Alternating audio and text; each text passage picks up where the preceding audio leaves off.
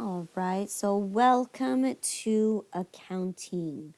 All right, this is chapter 1 where we're going to give you an introduction to what accounting is, okay? As if you've never heard of accounting or don't even know anything about accounting. What is accounting? All right, so let's go ahead and dive right in. So, in this class, okay, because we are learning the very, very basics and beginning of accounting, these are going to be the topics that we're going to cover in this class, okay? We're going to cover the basic principles of accounting, right? Which is going to be how we collect these source documents, how to record them in our journal, and how to properly post them into balancing sheets and so on and so forth. How do we process and understand a business transaction, okay? We're also going to be looking at the accounting equation, which is the fundamental and baseline of all businesses, right? We're also going to be taking a look at the generally accepted accounting principles, which govern the reason why we do a specific task, okay? Especially when it comes to recording a specific transaction. There is a specific way we have to do it, okay? And because we're looking at a very beginning type of accounting, we're going to be also looking at merchandising operations. So we're going to be looking at a small business on how to sell materials or sell inventory. We're going to be learning how to be able to buy and be able to understand how to cost out inventory, okay, and how we collect tax, all right? We're also going to be creating financial statements in learning payroll, okay? So that's this whole entire chapter is we're looking at a very, very, very basic understanding of how a business is run, and as well as what are the rules and regulations. So again, if you think of any small business, right, the mom and pop shop, right, we're focusing on a retail. So we're focusing on what the process it takes to sell a product. What's the process to be able to obtain inventory and cost it out in our ways, right? What are the expenses that we have to incur to even open up a business, right? Who are the people that we're going to acquire or work for us, right? How do we pay them? Okay, so all of this is what we're going to be learning and the rules and regulations that govern why and how we understand a transaction, okay? So that's the basics of this entire class, that we're going to get through all of these topics within the next 10 weeks of class, okay? So let's go ahead and talk about the very first thing, that what does it mean to be in a business organization? Well, let's talk about the nature of a business in the first place, because in this case, right, when we take a look at any type of business organization, we understand one thing and one thing only, right? We understand that all businesses have one goal, and that goal is to take raw materials, okay? And what we're doing is we're going to convert that, or either build a product or build a service upon it, and be able to provide it to our consumers, okay, with the intention of making a profit, okay? So in really short terms, most businesses, right, let me emphasize on most, their ultimate goal is when they have a product or service, they sell it at a higher price to ultimately make money. Okay? And that's why I say most businesses, because there are organizations out there that aren't, their goal isn't to make money, right? And we'll talk about that organization in a few minutes, okay? But again, the main objective for consumers is to ultimately, one, produce a product or service that a consumer can either afford, or that to kind of convince a consumer to want to trade in their dollar bill for this service, okay? So a lot of companies, they do a lot of branding, right? They do a lot of marketing in a way where they say, well, my product that I sell is much more special than so-and-so's product, okay? So again, the main goal is you also have to convince your consumers to be willing to spend $1, but at the same time, most consumers, if not all, their mindset is, I won't spend $1 unless it gives me some kind of means to save money. Okay, so it's kind of like you're gonna have to play a little economics here, where we have to understand supply and demand, right? If a product is too high, then it's going to decrease in demand because no one wants it. But if the price is low, then there's going to be more demand for that product because everybody's going to be wanting to buy it because it's so much cheap.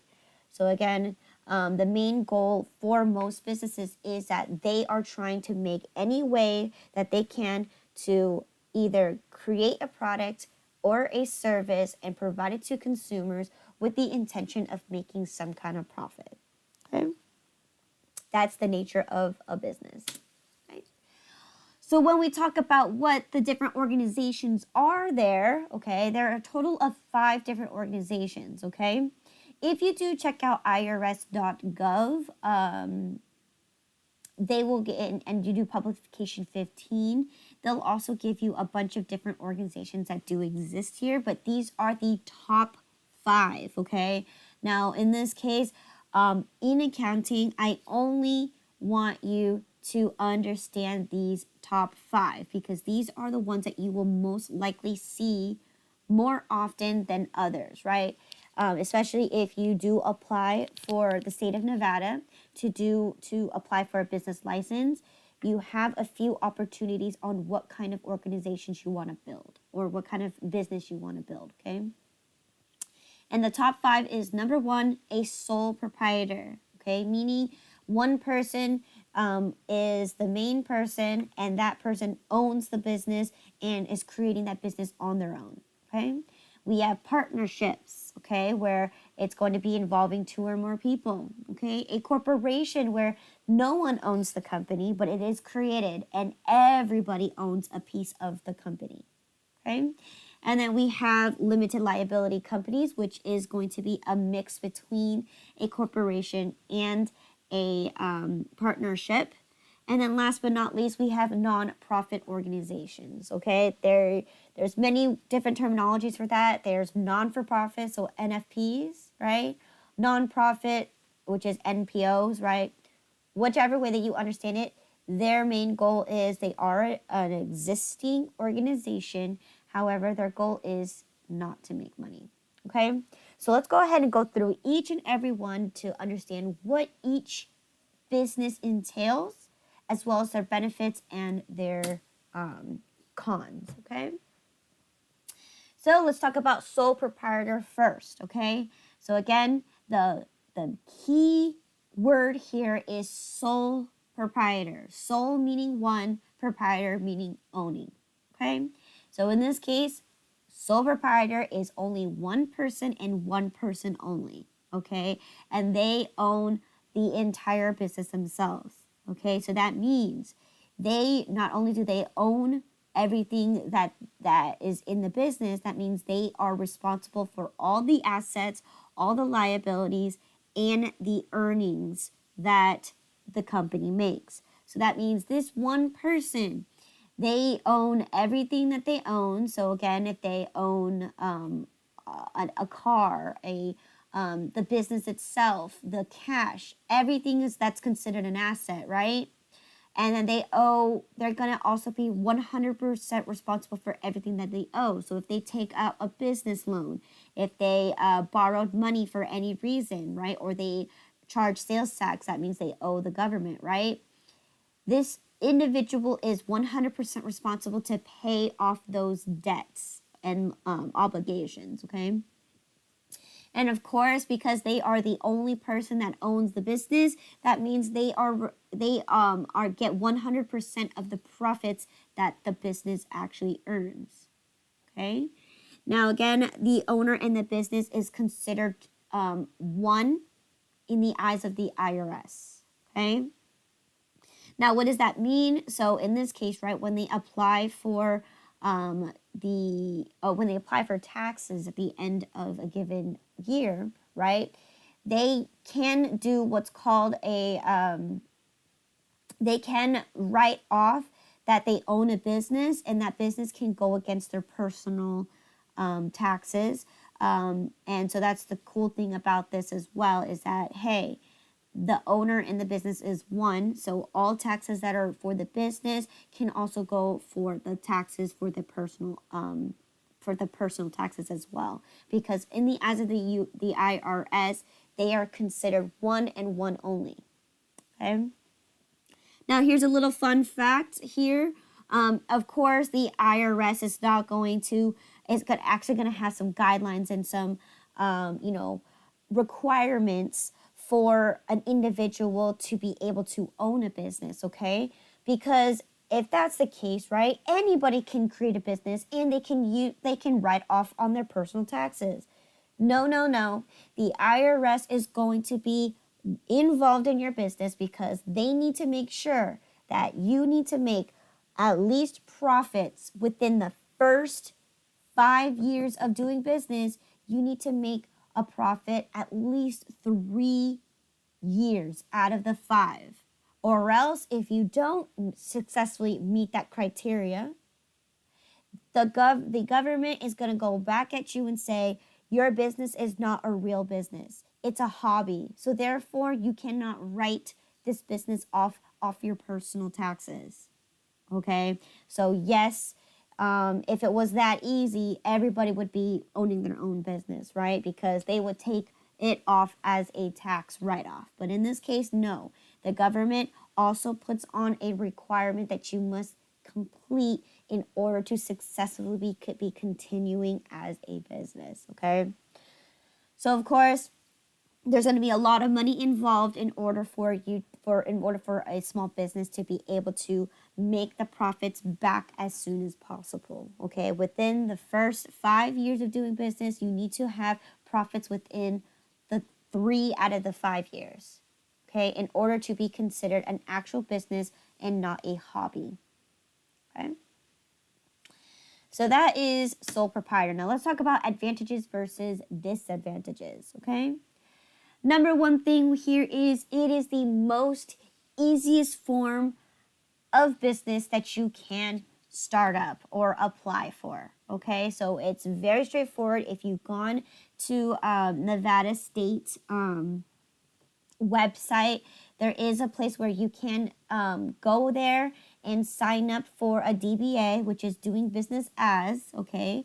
And what you're doing there is you can apply for a business license for fairly cheap. I believe it's $100 just to establish yourself as a sole proprietor, okay?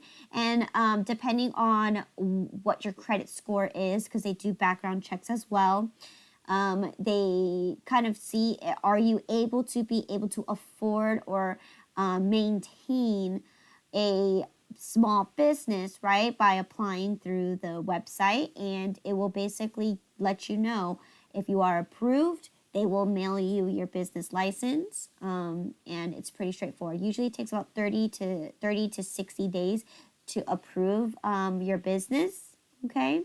So it's the easiest to start up, and it costs less money, right? Anybody can apply for an independent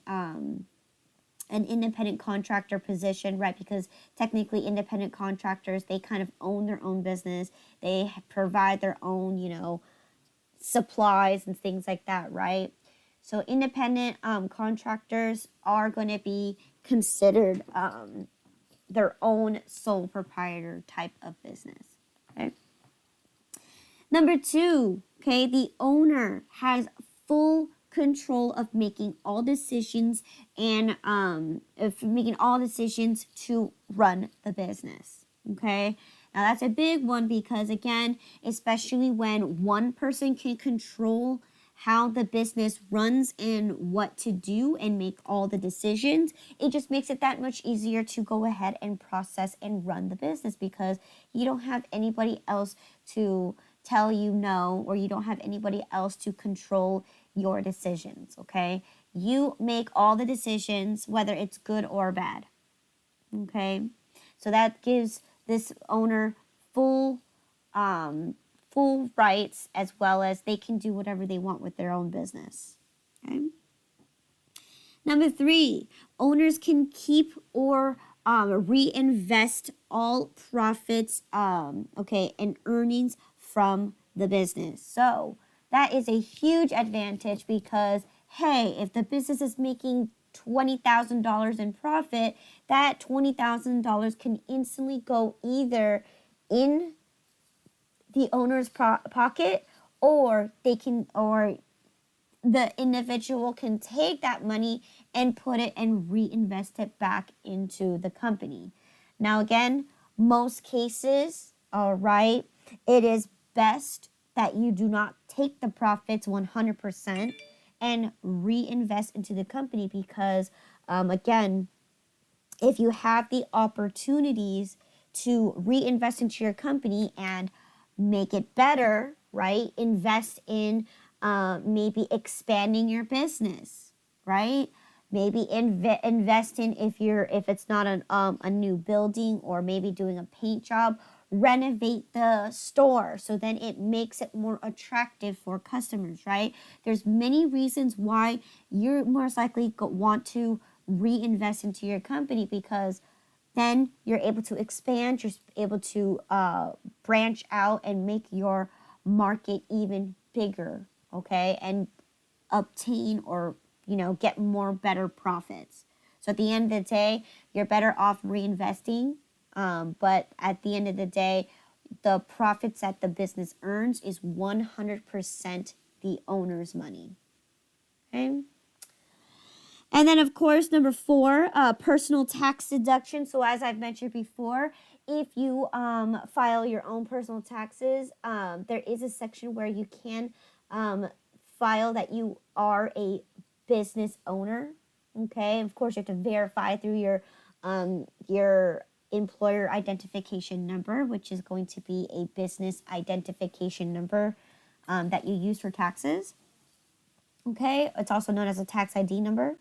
Okay, and basically you can take a personal deduction because, again, if you're investing your money into your own business, right, that's going to be considered a personal tax deduction to you because you're investing some of your money into your own business and you're trying to build it. So the government kind of gives you kind of a little tax break there. Okay, now in this case, I am not a tax accountant. I'm not a professional tax accountant.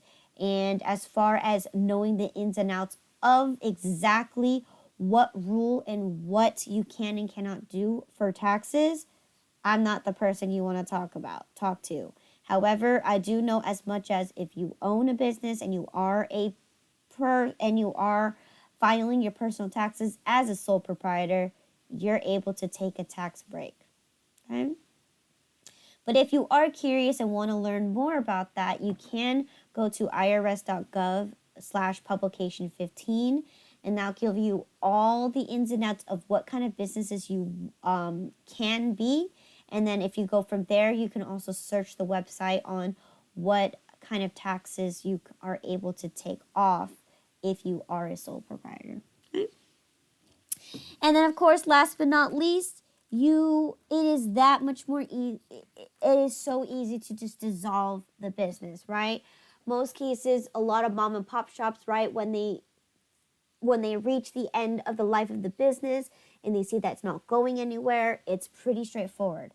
All they have to do is close out their bank account, right? Close up their shop, right? Go to the bank and sell the business out, right? And that's it. Right? And then, of course, you have to let the IRS know that you're no longer an existing business in case they come back at you for either more money from just the business or et cetera, right? You definitely don't want them to come after you once you dissolve your business. And it's that easy. There's no need to file anything. Like, you don't need to file anything to the legal agencies or anything like that. You just simply get up, close the bank account, sell your business, and that's it. Okay? So it's very, very easy to dissolve. And of course, whatever cost it takes for you to get rid of your business is going to be the cost that it takes to get rid of your business. But it is very, very easy to dissolve. Okay, so that's the advantages there, right? You can literally be a business owner for one whole year if you'd like. Okay, so that's the advantages there. Now, as far as disadvantages, they kind of are tailored to, again, the advantages, right? If you can have an advantage, you'll have the disadvantage to this. So, again, number one is 100% responsible for any liabilities or debt. So, again, we talked about having full control of owning everything in the business, right?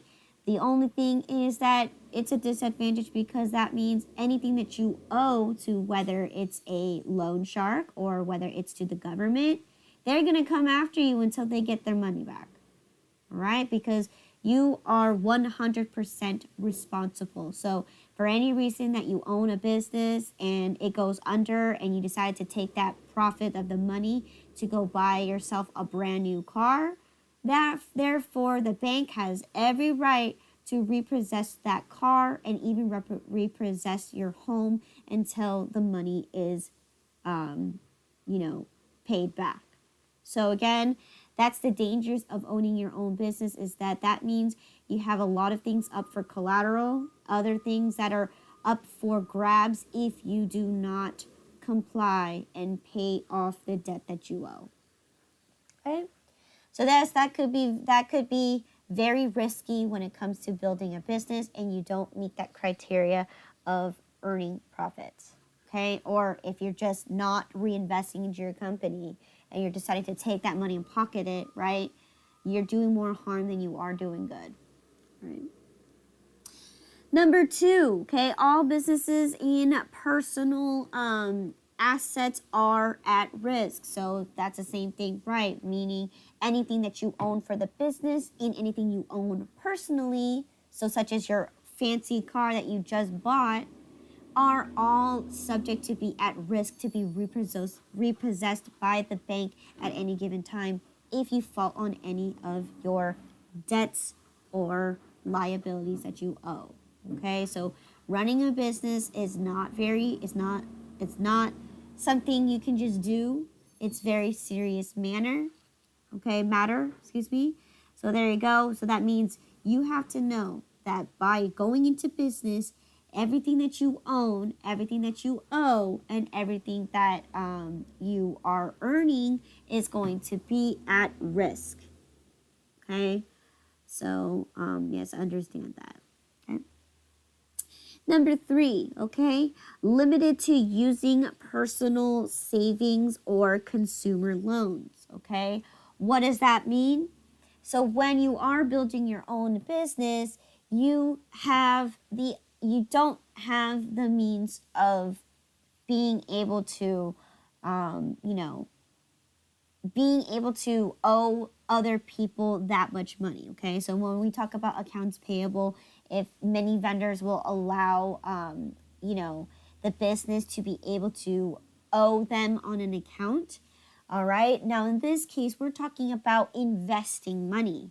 Now, again, investing money, the means of that is that because they don't trust you or the way that you're a small business, right? The likelihood of faulting on payments is very high. And you're only limited to either your personal savings. Again, in order to start up your business, you need to have money, right?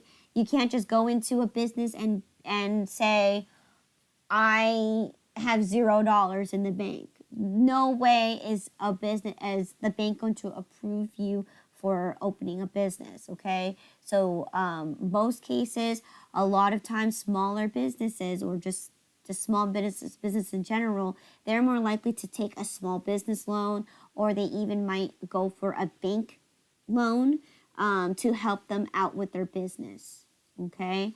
So they start off very small, but you are only limited to your own personal savings or your own personal investing money, okay? Or you can take a small consumer loan, okay? In most cases, you could also take a personal loan and apply that money to the business as well. Okay. Number 4, does not attract high caliber employees, especially when we'll talk about this when we dive into payroll in about 10 weeks from now. You need to understand that a small business, right? When you have employees, right? You can only afford to pay them minimum wage, and you won't be able to provide them any benefits or any deductions in regards to working at the company. Reason being is because we'll talk about this when we dive into chapter 12, but employees cost a lot of money, especially if you think you're able to provide them with benefits such as, 401k, right? Medical insurance, dental insurance, vision insurance, right? Life insurance. All of those cost money for you to provide that for your employees. But you're also responsible to pay for the federal, which is an obligation that you are required to provide, and also state taxes for having employees. Those are your first obligations, and then any extra after that is going to be any benefits such as, retirement plans or providing medical insurance, right? Those are extra costs it has for providing for employees. As a small business, if you're barely making, $10,000, $20,000 in profit, think about it, and an employee is going to cost you maybe roughly $2,000 a week. You might be running out of money at that point, and you might not be able to afford all the extra benefits that you can provide for those employees. So those kind of employees are less likely, right, to want to work there. They might be like you might hire a high school person that's just looking for experience, and once they get the experience, they dip out on you. So that's the same idea here, because in reality, it's kind of difficult to work for a company that doesn't provide any benefits for you.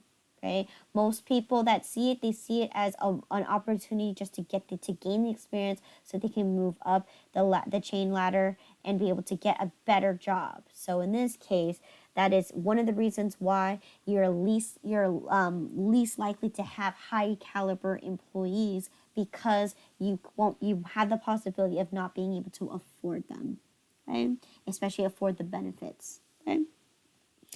And then last but not least, number 5 is employee benefits are not fully deductible to the business. So again, some benefits that you may provide, like a 401k or a medical plan, may not be able to be tax deductible to your business itself. So that's also another reason why you shouldn't, or a business wouldn't want to have to provide employees these type of benefits, because they may not be taxable to the business because of how small the business is. There are some rules and regulations. If you have 20 less employees, you can get away with a few things, but some things they might not be, once again, tax deductions to the business or to the personal.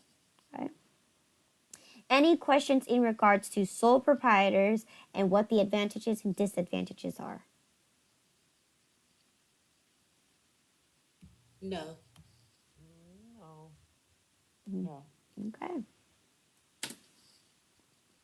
So let's actually talk about partnerships. So here is when, instead of having one person have ownership of a company, this is 2 or more individuals who want to come together and create a partnership, okay? Now there's 2 different types of partnerships, okay? There's a general partnership, and then there's a limited liability partnership. All right, excuse me there. Okay? A general partnership is when 2 or more individuals come together to create an organization, and they split the ownership 50-50, okay?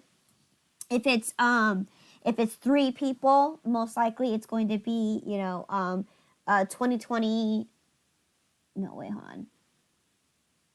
30, 30, 40. I think that's it. 30, 30, 40, or even 33%, whichever way that they have. But that means both partners or all partners are fully responsible for all the liabilities and all the debt, as well as all the assets that they own for the type of business. And they must manage and split all profits and responsibilities for running the business.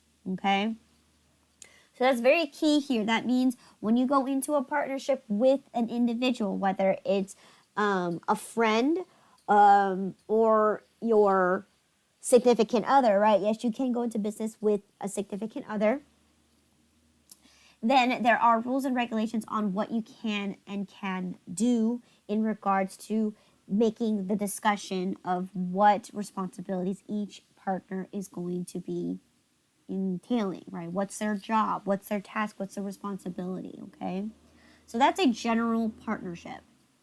Now, here's a common one that you'll most likely see often is that it's a limited liability partnership where you have at least one person is a general partnership and the other partners are going to act as if they are silent partners, which their main priority is that as a silent partner, their only job is to help invest money for the business. Okay, so that's why we call them silent partners, because they do not have any responsibility in running the business at all, right? That's why they have at least one person who's running the show, while the other person acts as if they're the investor and they're just providing the money, the funds to help operate the business. Okay, so of course, with that being said, that means their responsibilities as a silent partner is that they're limited to only the investment that they put into the company. Their personal assets are not at risk.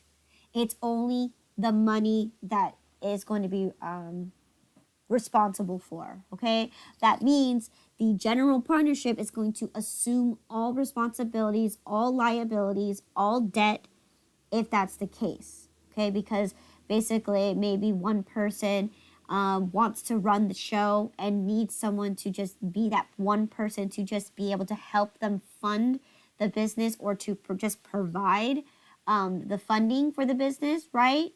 In most cases, that's usually typically how limited liability partnerships are created, is because, again, you need money to start a business.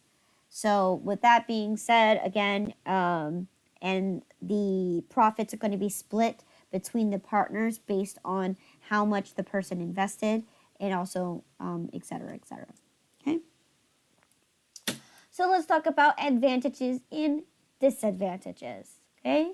So number one, once again, it is very easy to establish a partnership. However, the only thing is that it does take long to have the agreements to be settled. Okay. Now, in this case, you can't just say, hey, you and me, let's start a business, right? Because what if that partner decides to opt out or tries to take advantage of you, or it means to take all the profits without you letting you know? Then you can go into legal issues, right? And having to file against your own partner, which you can't because they own half the business too. So again, that's a little more messy. So in order to officially establish a type of business, you need, or a partnership, right? You need to have an outline of what the partners are going to be responsible for. So making agreements, making sure that you guys agree on the payment terms, right? If I'm going to be doing 60% of the work, then I should be getting 60% of the profits. And then if you don't want to do as much work than me and you want 40%, then you do 40%, okay? Or vice versa, right? If you have three partners, right? That's why I said the 30, 30, 40, right? Maybe the other two partners, they want to have responsibility, but they don't want to have as much responsibility. Okay, it could be 25, 25, 50, right? Depending on what the situation is and what the agreement terms are. Okay, as long as you have one person that is running the show, all right, is the general partner, or you have all 3 or 4 partners be involved into the company. Okay. So again, you do have to come to agreements, and what happens when you dissolve the company, who takes what. Okay, you need to have some kind of agreement paper before you file, before you start up your business and stuff like that. And I believe the IRS is also going to have that as well, for you to submit to the IRS or to the state as well, so they know that if in case you do go into legal disagreements and you file lawsuits against each other, they know, they have the paper of what the agreement terms are, and they just split up the business accordingly. Okay. Number 2, ability to raise funds. So again, instead of having one person being able to, be the person that's running the business and earning the money, you have more than one hand to help the business run more, means to earn more money. So again, maybe each partnership, right, or each partner can own each individual store, so that maximizes the profits of each company, right, of each business, because they're able to pull in more money.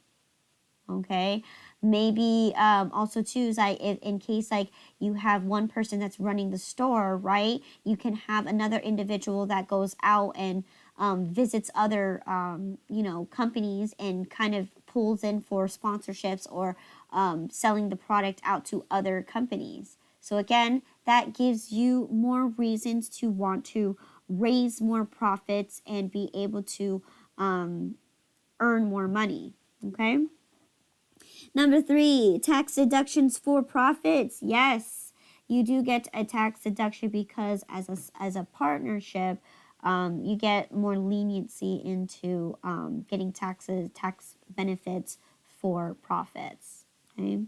And number 4, hiring employees that may become a potential partner. So again, if a mom and pop shop, right, for example, a mom and pop shop doesn't have any children or doesn't have any means to pass down their business to another person or to their to their kin, they could have a potential person who is loyal and has been working at the company for so long.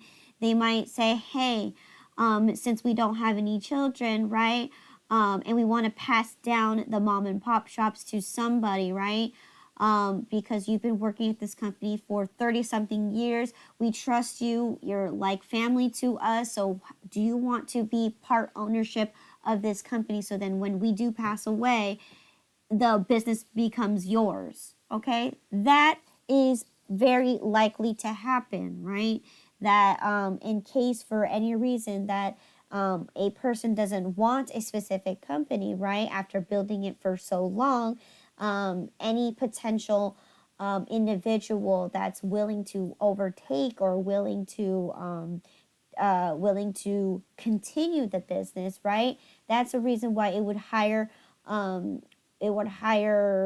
employees that would be high caliber working, because they have the potential possibilities of becoming an owner of the company, right? All right, so about disadvantages, okay, we have a few disadvantages here. Is going to be that each partner is going to be responsible for the other partner's actions, okay? So I'll give you an example here where you have situations where a partner, where if one person and another person, right, the partners agree on something, right? But then again, 2 minutes later, they decided to make an executive decision and change that and make it for the entire business, right? Whether it's a good or bad decision, the other partner has to go through with it because it was an executive decision. It masked over everybody else's decision, okay?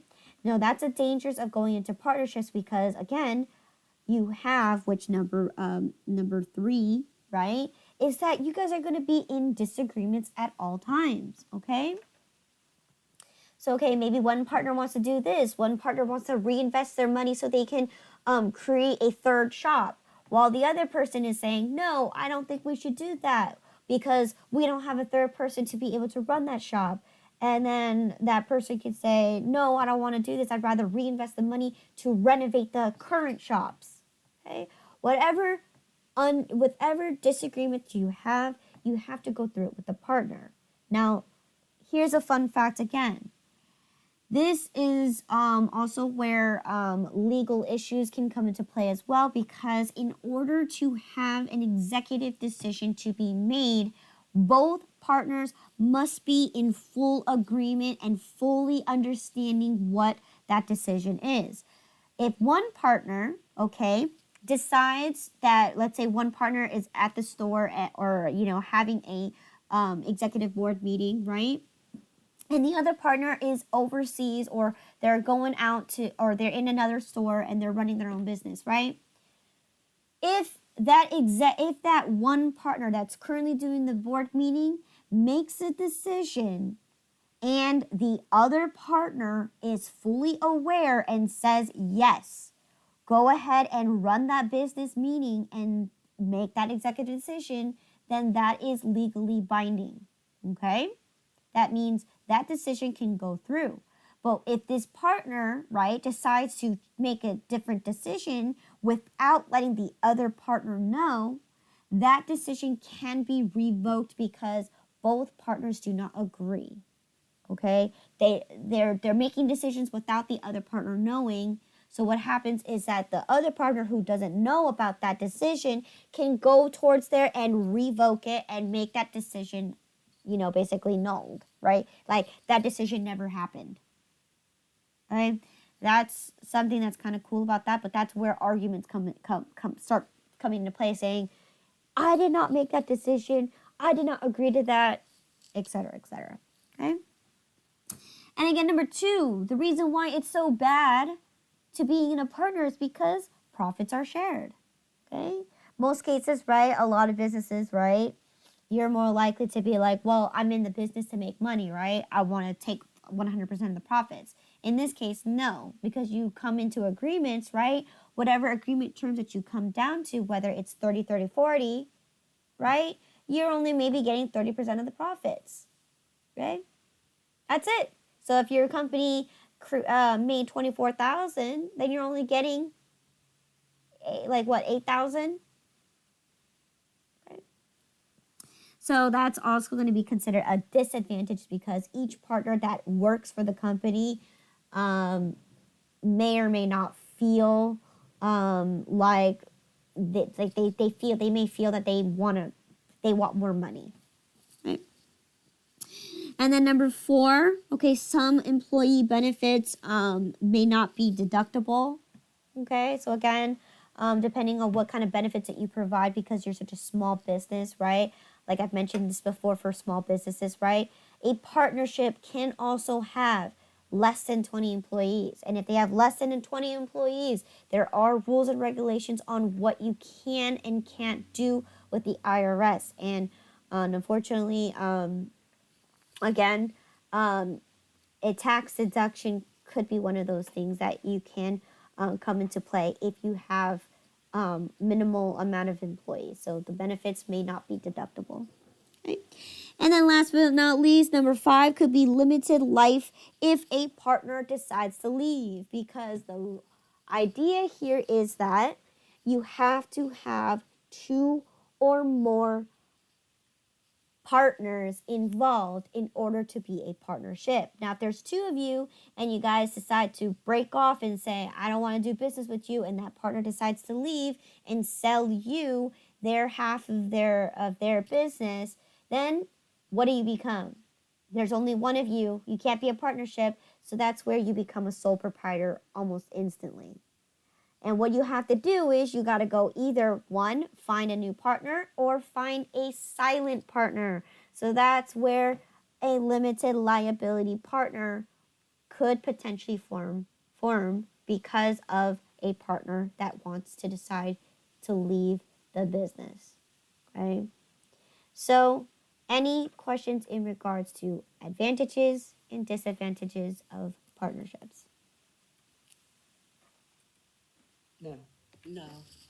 I have a question. So if let's say if one person leaves and you can't find a partner, you've got to be a sole proprietor then. In this case, yes, because yes, if you can't, I believe I don't know what the time frame is. I believe if you can't find a partner within like 60 or 6 months or within a year, you do have to refile to the IRS to make sure that they know that you are still running the business as one person. So it's a very important that you do to find either somebody or reestablish your business as a sole proprietor. Okay. Because again, sole proprietors and partnerships actually have different taxes. So it's important that you're not paying for two people and pay for one person, or you go ahead and find another person to either act as another general partner or act as a silent partner to be able to continue yourself as a partnership.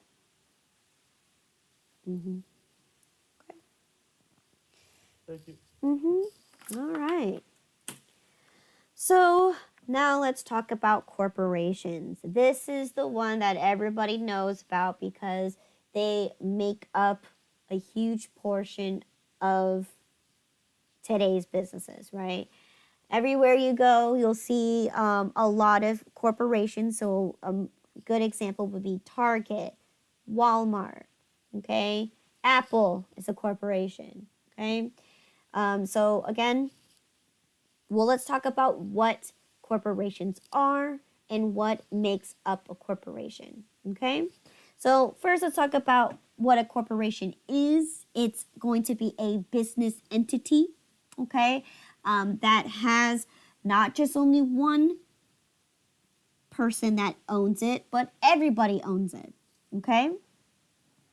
And it is going to be every corporation has an incorporate status, okay, which is going to be incorporated by the state of where their headquarters is in. So if I am a small business owner and I eventually reach up to corporate status, and let's say I establish my business in Nevada, right? I must build a or a file for incorporate status in the state of Nevada. Okay? And of course, with a corporation, you can go beyond, but the idea here is that you have to be incorporated in the state that you were established your business in. Okay? Or whichever state that you apply for in corporate status in. Okay? And again, the shareholders are limited to liabilities and only have what did you call it? They are only responsible for the money that they invest. So again, we're going to talk about the characteristics of what makes up a corporation, which is going to be these criteria, right? Number one, shareholders, okay? Shareholders, meaning, okay, when you have a corporation, the entity is just it's just a business, right? The people who own it are going to be owned through stocks, okay? So every corporation, in order for them to make money, they make money based on selling stocks. So then people can own the company. Now with that, okay, so that means nobody really truly owns it, right? Because everybody owns it. Everybody owns a piece of it, okay? Because the business itself, it's its own entity. It's its own separate business itself, right? Just people are involved and want to take part ownership of it, then they will buy into the shares, okay? So again, that's what makes it unique is that this is a company that has not only one person that owns it, but a bunch of people that own it, okay? Second thing is that it needs some kind of central management or some kind of board of directors. Now, again, these board of directors are going to be elected by the shareholders themselves. So every year, right, they have a shareholders meeting that either makes either elects these people who run the business, because again it's like the shareholders who own the company, right? They elect people that they trust or who wants to run the business, right? They say they trust that this person is able to control the business the way that they want it.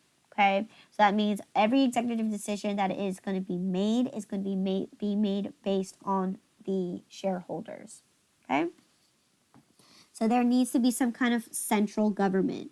And then, of course, number 3 says transferability of shares. So again, we distribute profits through dividends. Okay, so again, so if you are a shareholder, right, you notice that sometimes when a company earns so much money, right, the board of directors, right, with the shareholders agree, well, do you want to reinvest this money into the company so we can expand our business even further? Or would you like to, have these profits distributed to each and every person who owns the company? In most cases, it's split 50-50, depending on what that project is. And sometimes those profits never be distributed at all because people are, when they have an idea, they want to expand or invest into the company. Okay. And then last but not least, continuality of life that will live beyond, the, beyond the life of any shareholder. Meaning, the business can continue to exist as long as there is only one shareholder. All right? So again, the business can still exist even if there's only one shareholder. Now, that doesn't mean that that person becomes a sole proprietor. No, it does not mean that, because you're in corporate status. It just means that you are the only one who is investing the money into the company. You're the only one that's owning part ownership to the company, and that's it, right? Because we understand that the business itself is its own entity. Okay? So let's talk about advantages and disadvantages. Okay, so number 1 is it's going to be shareholders have limited liability, meaning the people who are involved in owning a part of the company, right, through owning a share, right, they're only responsible with the money that they buy the stocks for. Their personal assets, their personal whatever it is, right, is not at risk at all, because all they are doing is investing their own money into the company, and that's it. So if they invest like $10,000, well, that $10,000 is at risk, nothing else. Okay, so that is shareholders having limited liability. Right.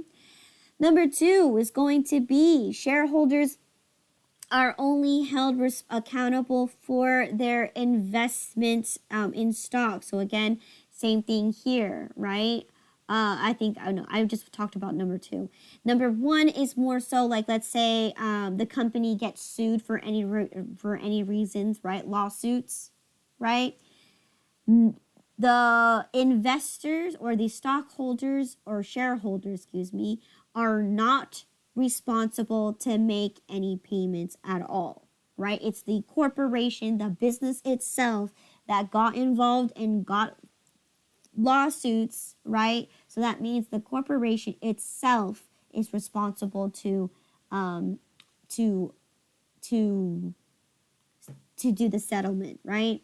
So therefore, the shareholders are not responsible for anything that happens to the corporation.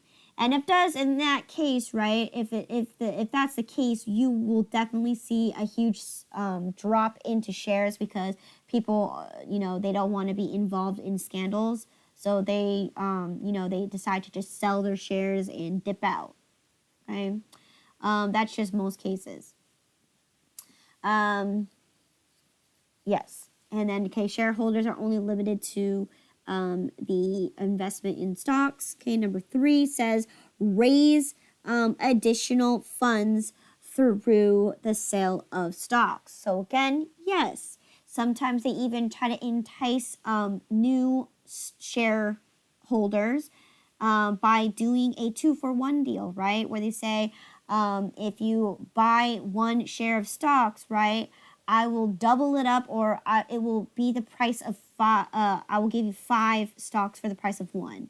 Usually that's called a stock split, or we call that, stock split, where instead of paying for 1 full price of 1 stock, you get more than 1 stock. So again, that's how they kind of get more money out of you, because it's like, oh, if I can get 1 stock, or for the price of 1 stock, I can get 10 shares, then I'm going to invest more money, right? So then I own more, money back. So that's a way that a company or corporation can raise funds, is by simply expanding or releasing the amount of stocks that are available for people to buy into. Okay.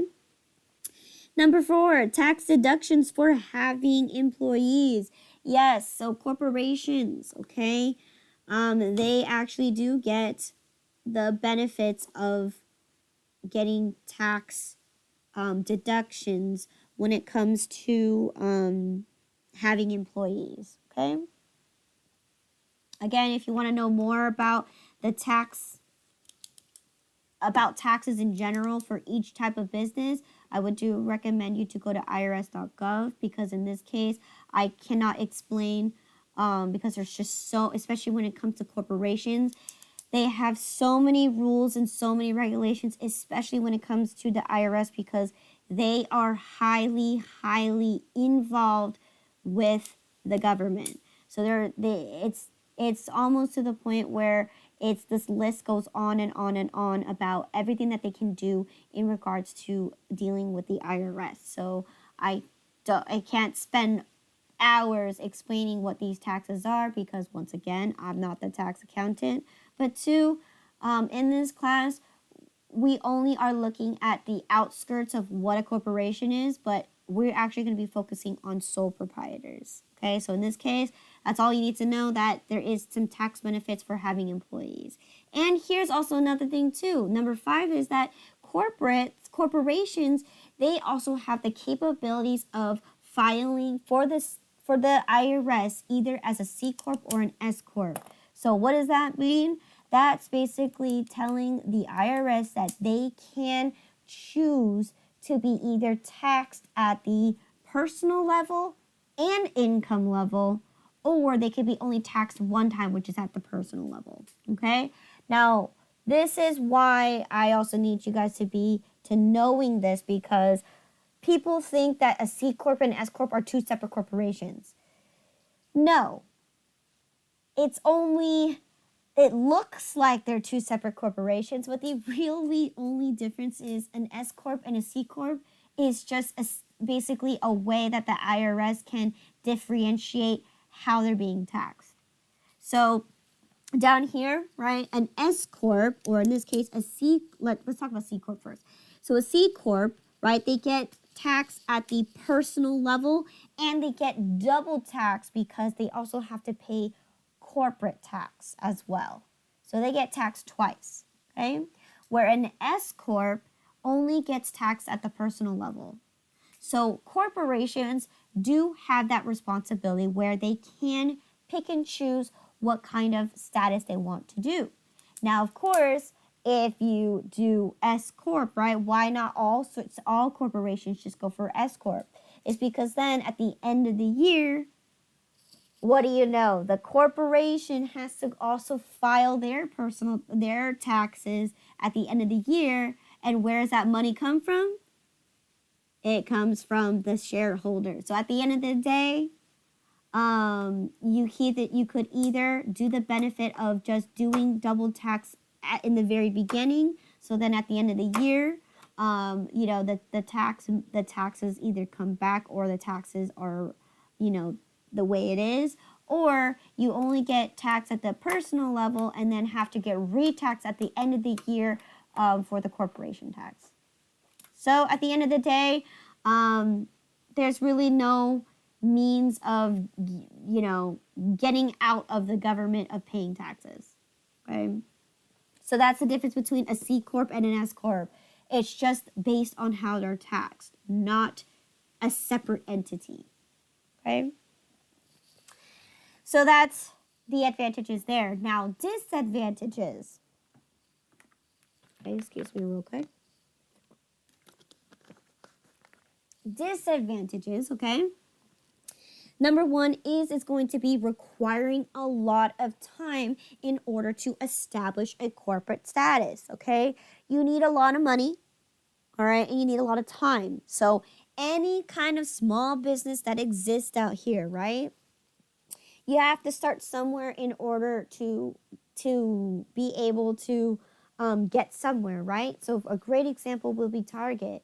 Target started out also as a small business, and then it began to grow to a point where they finally started being established as a corporate status maybe 20 something years ago. Okay, so that's what I mean. It takes a long time because as a small business, right, you need to do some marketing. You need to have some kind of means to sell a product and make it unique to your consumers so they trust your brand. Okay, so again, you can't just start a business and be like, I want to be corporated status. No, because if no one trusts your business and no one knows your brand, who's going to want to invest in you? Exactly. Okay, so in this case, corporations take a long time because they need to build their brand. They need to build trust in consumers to have them want to invest money into this business by buying shares. Okay. Now again, yes, you can create a business with a corporate status, right? We call that franchising. Yes, you can, but that involves also, once again, a lot of money. $10,000 is not going to cut it. You need at least a couple million, if so, in order, especially depending on what kind of business that you're branching off with for a franchise. Okay, so again, definitely requires a lot of time and a lot of money to establish corporate status. Okay. Number two, okay, it is 100% monitored by the federal, state, and local agencies, okay? So because, we'll talk about this in a few, when we come back from the break, we're going to talk about the Sarbanes-Oxley Act, okay? That's the reason why the federal government is so highly involved in, once again, any kind of corporation, because if you kind of understand how businesses work, right, you're going to hear a lot of times in the news that a lot of corporations are corrupt. And as sad as it is, it's very true. Because again, the idea of many corporations is that they are trying to gain money, profits, and et cetera, right? And they're trying to make their books look good and so on and so forth. They want to make their company look so good to the point where they are untouchable because so many people are involved in it. So many people want to buy into it because they want to be part of this organization. Now, with that being said, there are very many, that's why I said IRS boggles down on these type of organizations because because with the Sarbanes-Oxley Act, which came out when Enron, if you guys know who Enron is, they were a major source company for electricity. They tampered with a lot of things. They modified their books to make it look like their business is doing so good, and the federal government was not involved, and they just filed taxes, and they were like, okay, great, you did good this year. But now that they found out that a whole bunch of things happened to Enron, and that they found some person leaked out information about what the corporate was doing, then a whole bunch of lawsuits came in, and at the end of the day, Enron was torn to pieces. So now any corporation or any major huge company is now going to be highly involved with the federal, state, and local agencies to make sure that they go through the guidelines and regulations to continue doing business. Okay, so that is one of the things, because again, you don't want to involve your business with the federal, because they literally tell you exactly what to do. Okay. And then last but not least, number 3, higher taxes and you could be taxed twice. So that's a disadvantage, because if you are a C corp, you're going to get taxed twice, right, at the personal level and the corporate level. Okay, so that means more people that are involved, the higher taxes that they'll be. Okay? Any questions in regards to corporations? No. No. No. Okay. Now we're going to talk about limited liability companies. Now this one you'll also see a little more often here as well. It is going to be a mix between a partnership and a mix between a corporation. Now, what does it mean by that? Well, in this case, right, in order to establish as a limited liability company, right, the main portion is that you are a partnership. However, you have at least 2 characteristics of a corporation. Okay, you don't have to have specific ones. It's just at least you acquire 2 characteristics of a corporation. So that's why it's considered a hybrid between a partnership and a corporation. However, it's just called an LLC. So you do see this often, right? Usually most companies that establish themselves as an LLC, they'll have the extension of an LLC attached behind it. And like I mentioned before, the difference between an LLC and an LLP, okay, right? We already talked about what an LLP, right, is, right? It's where two or more people are involved in the company. The difference between an LLP and an LLC is that an LLC has 2 characteristics of a corporation. Okay? So that's the difference between them two, okay? So let's go ahead and talk about advantages and disadvantages of LLPs, okay?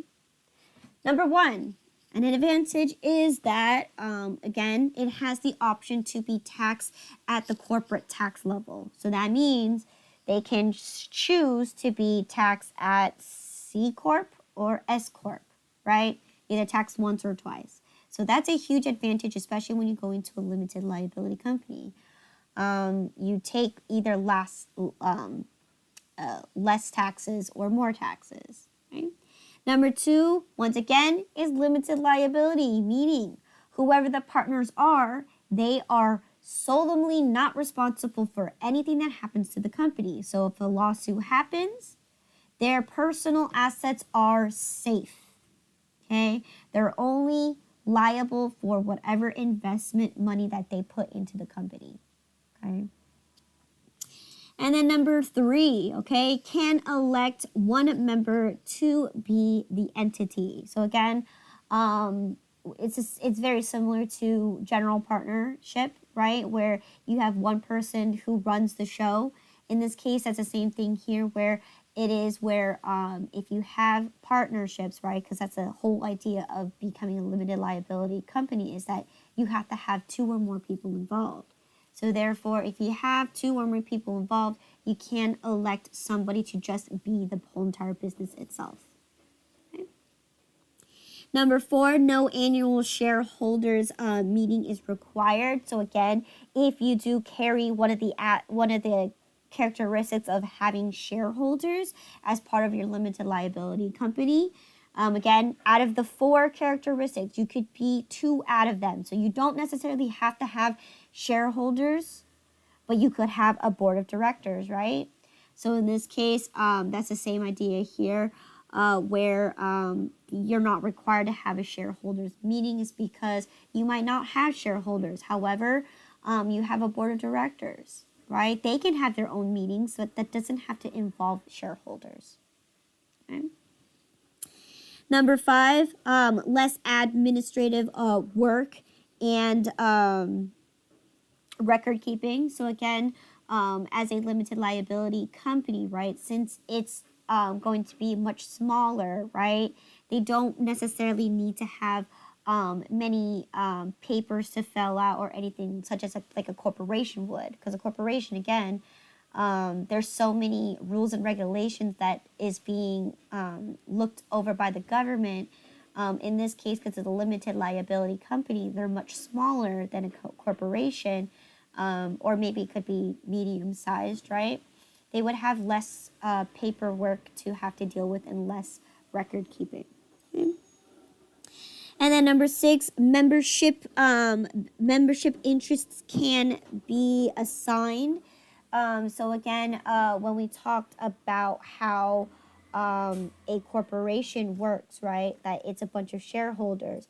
Well, in this case, right, instead of having shareholders, maybe they have memberships, okay, that invest money into the company. So again, similar to a general partnership where you have silent partners, but in this case, these memberships are actually people who are involved into the company. So again, more than one person is being involved, whether it's them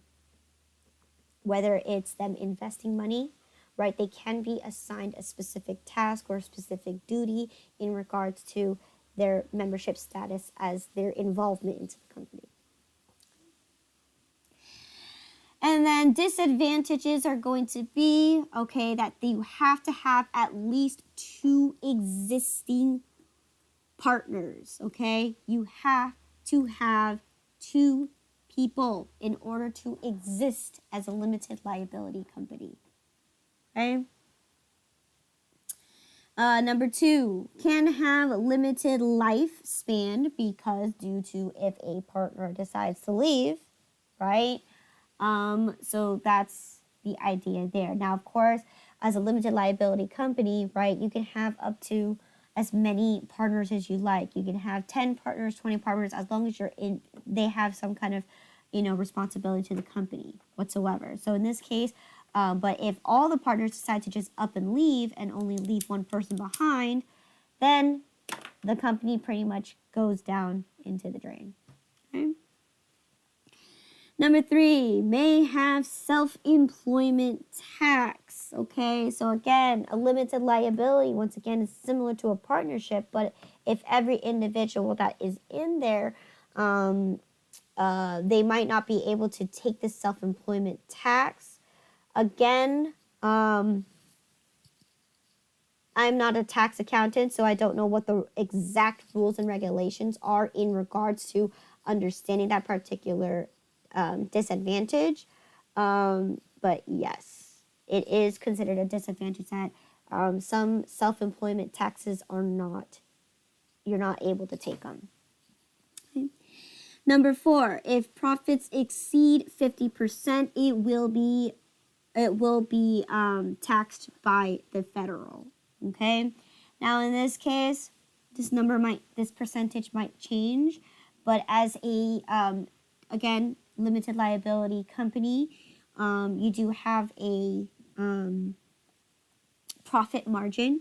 If you do exceed 50% or more, so again, the idea of being taxed by corporate level, right? If you exceed that 50% tax, you will be taxed by the federal government. Okay, this is profits. Okay.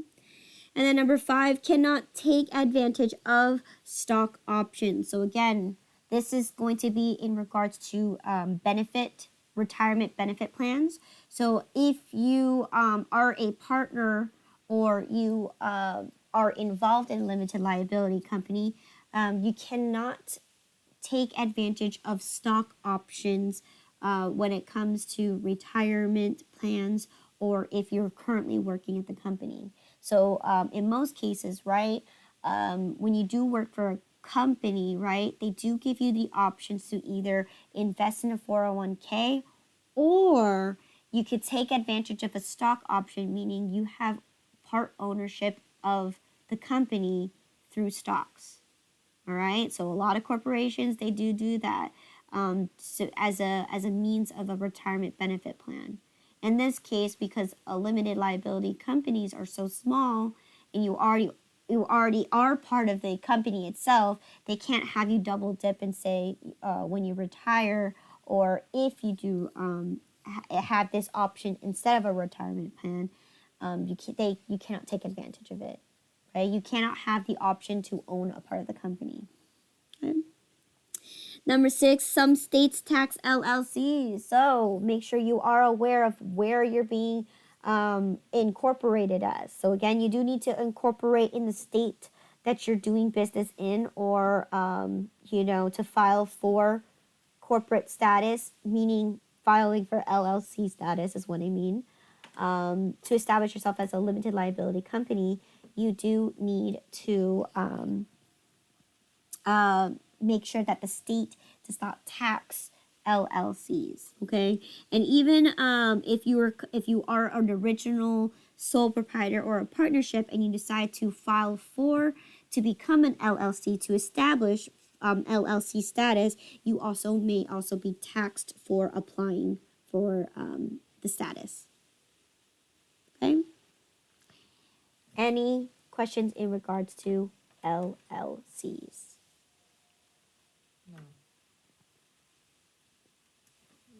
No.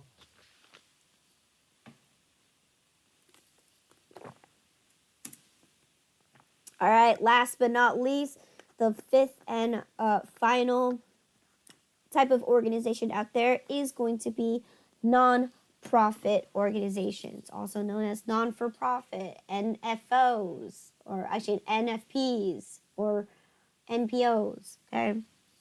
Non-profit organizations. What is their purpose? Their only true main purpose of having or creating this organization is to spread awareness of some kind of subject, whether it's cultural, religious, educational, it benefits society in some kind of foundation, okay, whether it supports them, okay, so it could be strictly a service provider, okay, so anything that either educates, or it could be a professional type of organization. So again, here's some examples, right?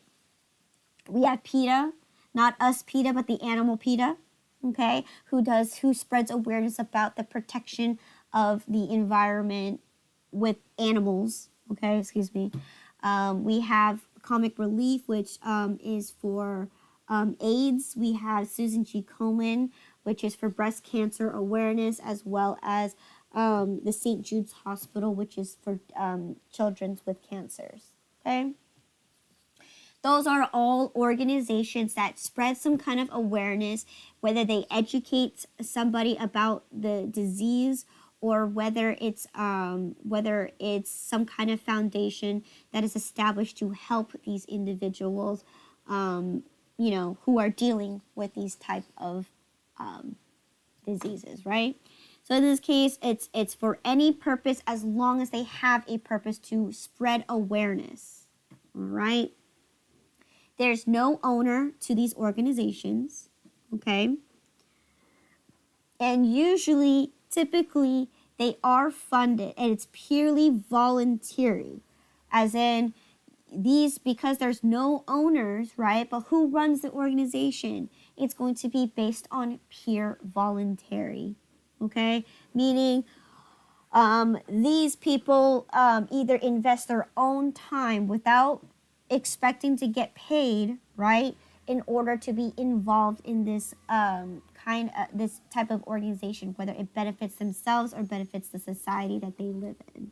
Okay, so in this case, right, no owners here. And how do they get funded? It's pretty simple, right? They're either funded by membership dues, or they have contributions. Okay, they can set up donations. Okay, usually a lot of websites they'll have at the top donate to this cause. They can even hold fundraisers. Okay, so especially for the LA AIDS Walk, I don't know if you've ever heard of that. Is where they literally shut down a whole entire street in LA to spread awareness of AIDS and to fight the cause by spreading awareness and having the city or other sponsorships to fund for this organization. Okay. And of course, also the federal and the state and other corporations can also give generous contributions. So again, major corporations, right, who want to make themselves look good will say, "Oh, by the way, our we donate to this organization every year." All right, to make themselves look like they're also good in society too, is by saying, well, if you support us, then you support this, right? So again, yeah, a lot of corporations will seek those opportunities to fund these type of organizations, or even the state and federal also do those kind of grants for these organizations. Okay, now again, they are strictly for non-for-profit. They are not in regards to selling any product to you, except for maybe they'll have like T-shirts or things with their logo on that to support them. Okay, they're not. The goal isn't to sell those T-shirts, right? It's to help them get funding so they can continuously to spread awareness. So by you buying a T-shirt, you're supporting the cause. That isn't necessarily to earn money at all. Okay, that's just to help them to be able to be funded to continue their cause. And of course, they have special taxes. So again, because they are nonprofit, right? What can they actually be taxed on? So again, they have special taxes that again isn't the same as for-profit organizations, right? They don't get taxed because they earn money. No, they don't. So they have special taxes that, again, once again, I'm not a tax accountant. I don't know what these taxes are.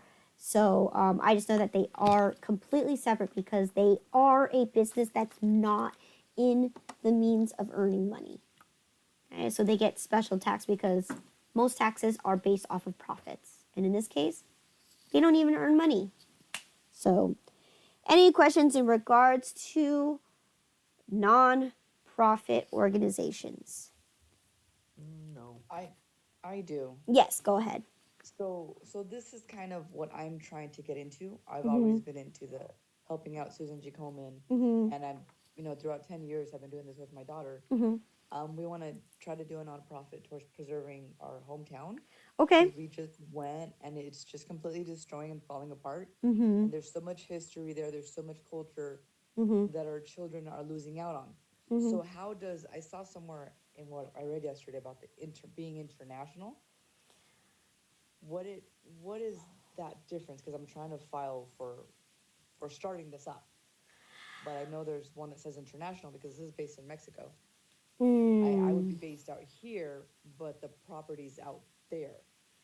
Okay. Do you know that type of difference? Because I did see it on in the chapter 1, but I'm just a little bit confused. Like do you know anything about that by chance? I know this much because again, my concentration is in financial accounting, which is this right here, where I'm just dealing with bookkeeping. But as far as international, if you do plan on, which we'll talk about in a few, when we come back from the break, we will talk about really briefly about international accounting.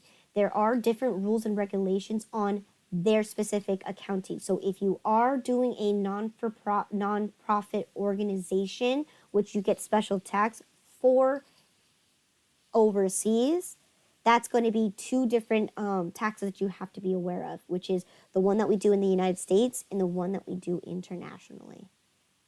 Okay, because it's a completely set of different rules. It's similar to the United States GAAP, right? That's why I say United States GAAP, because we're the only ones that use these type of rules and regulations. Anywhere else outside the US is going to follow their own set of accounting rules. So you do may need to have somebody who's an expert in accounting in the country that you are planning to do business in. Okay, that's as far as I can get you as far as that. But as far as non for profit, they have special taxes themselves, but you don't get taxed on overseas. You get taxed at both the United States because you are being founded here in the United States, but you want to do a business overseas. Okay, so you have to make sure that you do your research and go to the IRS or seek a professional person that is able to advise you on what to do. Okay. Mm-hmm. Yeah, that's kind of where I'm in transition right now. I have a friend that works in the government out there, so Mm-hmm. we're just trying to connect together and help our town out. Thank you. Excellent. All right, cool. Any other questions?